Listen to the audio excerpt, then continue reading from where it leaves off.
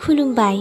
जुदि नोंथांमोना आंनि चेनेलाव गोदानब्ला चेनेलखौ साबस्क्राइब खालामदो, लोगोसेनो खाथियाव थानाय बेल आइकनखौबो प्रेस खालामदो।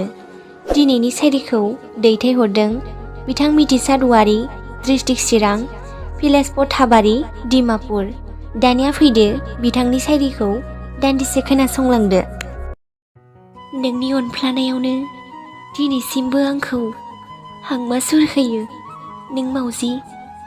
गोसो सिखावै नोंनि फाव फान्दायनायजों आंनि नोंनो गोसो होलायनाया दिनै लाजि फोनांजाबाय। गोसो गोरबोजों नोंखौ फोथायनायानो मेगनाव अराय मोदैसो बोहैहोना गालांबाय।